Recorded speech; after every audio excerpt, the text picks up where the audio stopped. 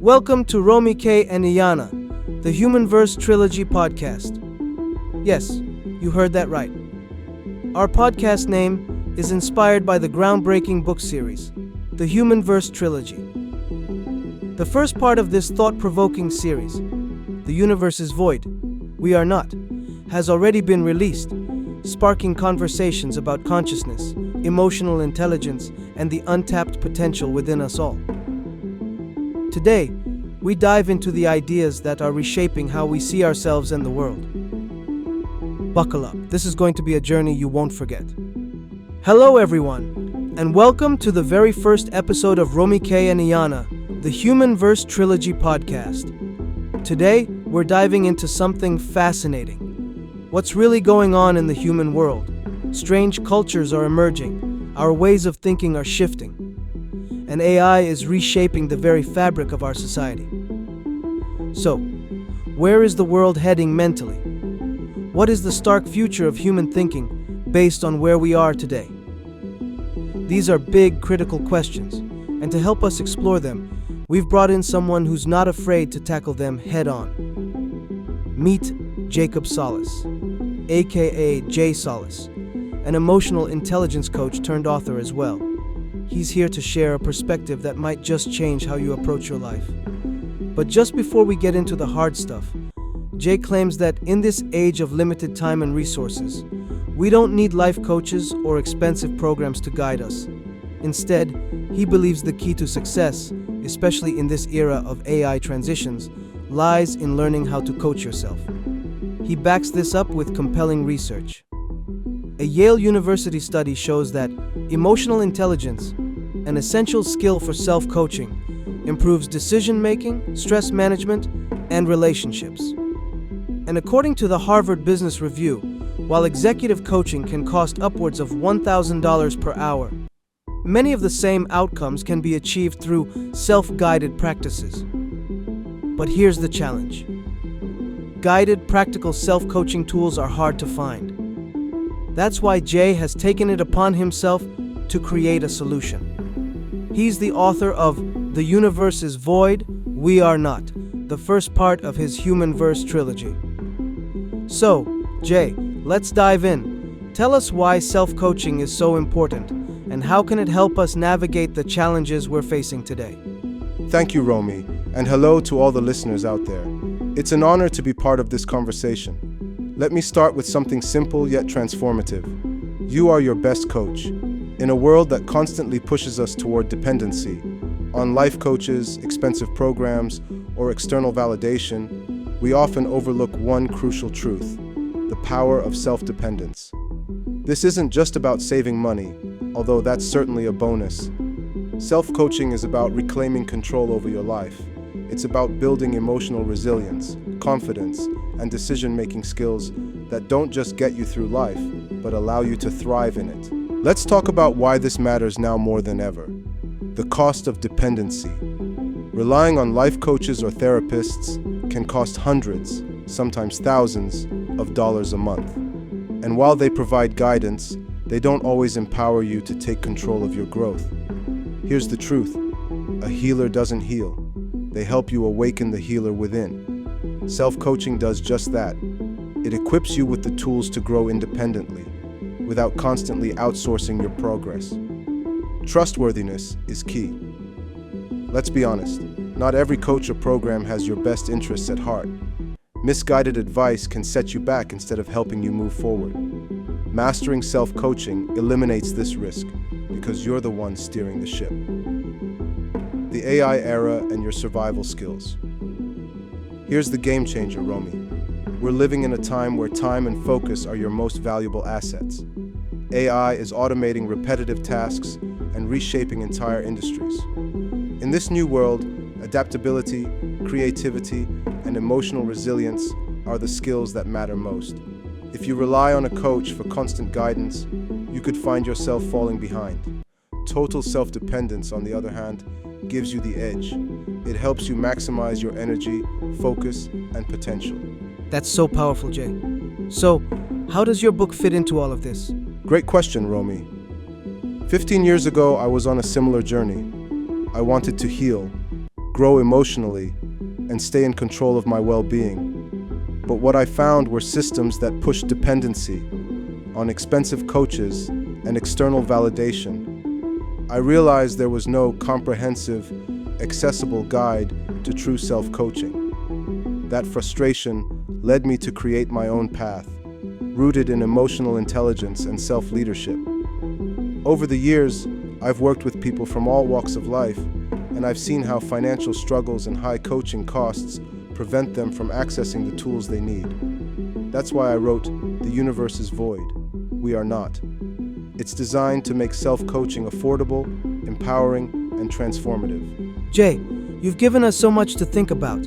Any final thoughts for this part of our discussion? Absolutely. The journey to self-dependence starts with one small but profound decision: investing in yourself. Self-coaching isn't just about saving time or money. It's about taking ownership of your growth. With the tools in The Universe is Void, we are not. You can heal your past, lead your present, and create a future filled with creativity, freedom, and success. Remember, you are your best coach. And as I always say, the universe is void. We are not. So, in our first segment, we discussed the power of self-coaching and why it's so essential in today's world. Now, Jay, let's talk about the bigger picture. What is the matrix, and how does it relate to consciousness and our human experience? Thank you, Romy. That's a great question, and I'm excited to dive into it. Let's start with something simple yet profound. What happens when a child looks at candy?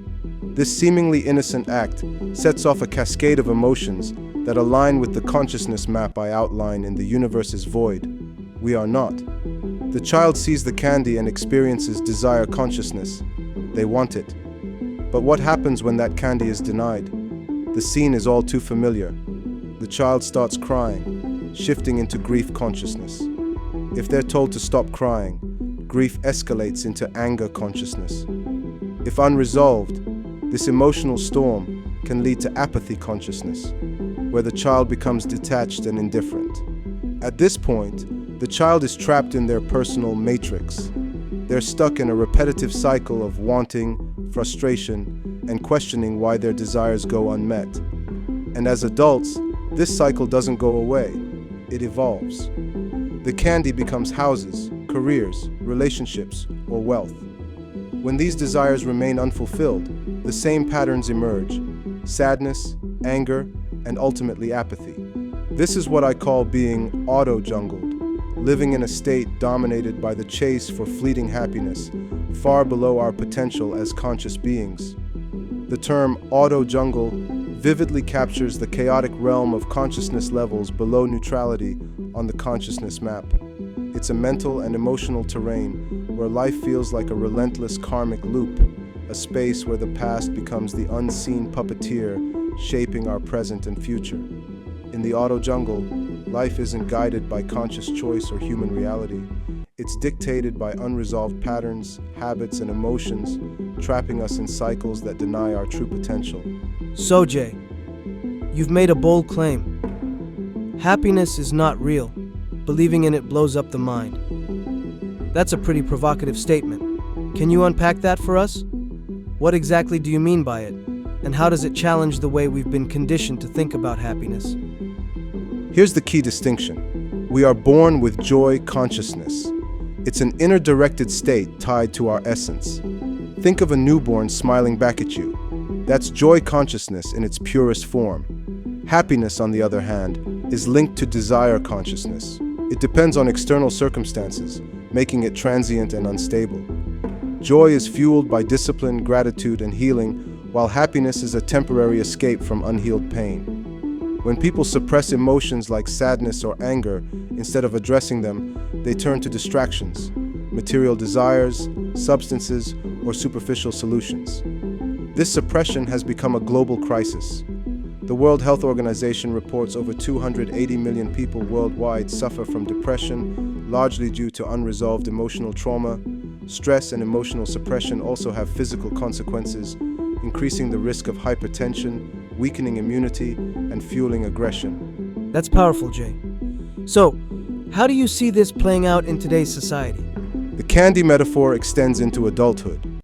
In today's industrialized world, we're enslaved by external achievements, titles, possessions, and accolades, while becoming detached from inner fulfillment. Here are some staggering stats to consider. 83% of workers in developed nations experience workplace stress, according to the American Institute of Stress. This leads to anxiety, depression, and burnout.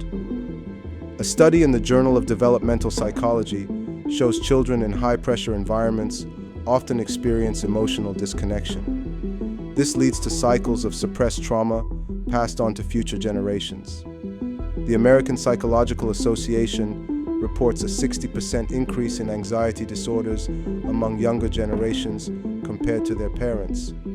Our parents often view us as too sensitive, but the reality is that younger generations are under immense pressure in a rapidly changing world. First world countries, for all their advancements, often lack the warmth and emotional connection necessary for healthy development. Instead, they perpetuate trauma with distractions, toys, and superficial solutions to fill emotional voids. Jay, what is the cost of suppressed emotions that causes our void? When we suppress emotions like anger or grief, they don't disappear. They fester.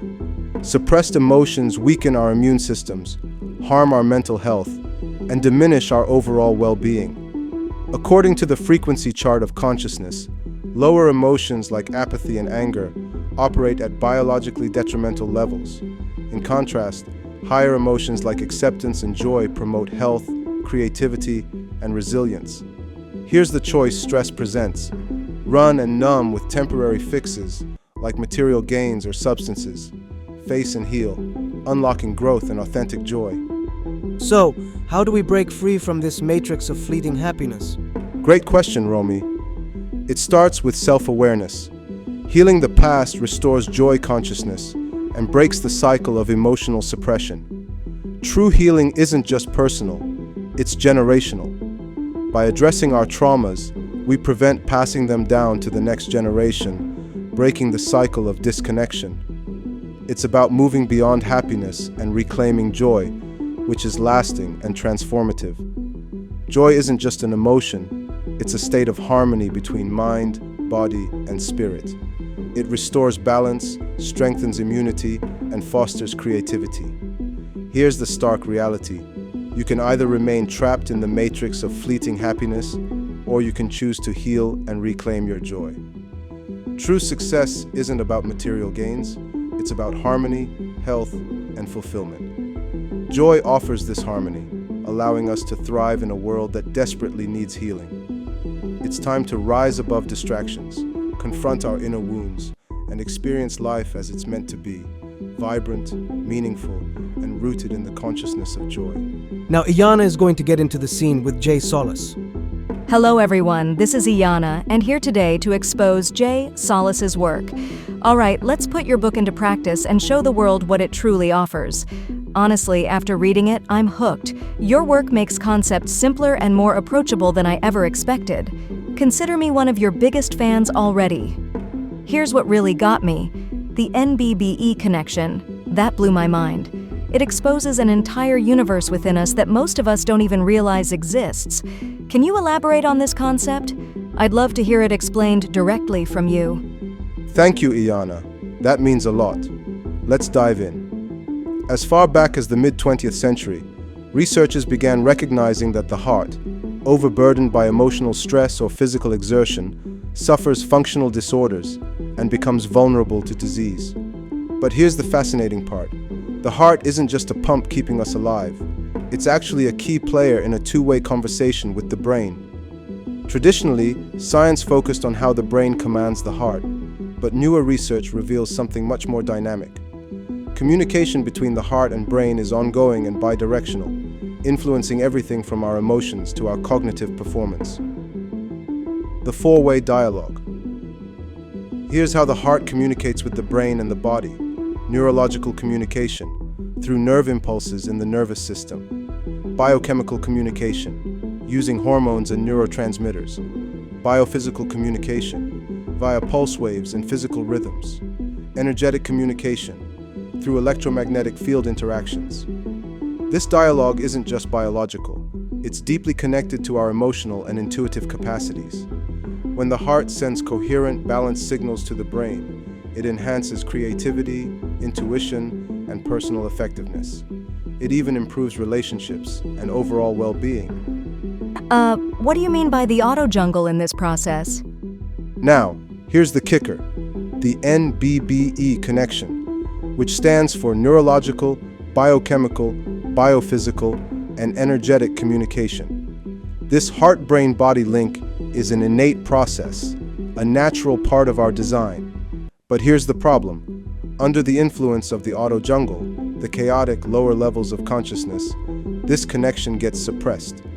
Trauma, stress, and unresolved emotions silence the heart's wisdom, reducing it to just a mechanical pump.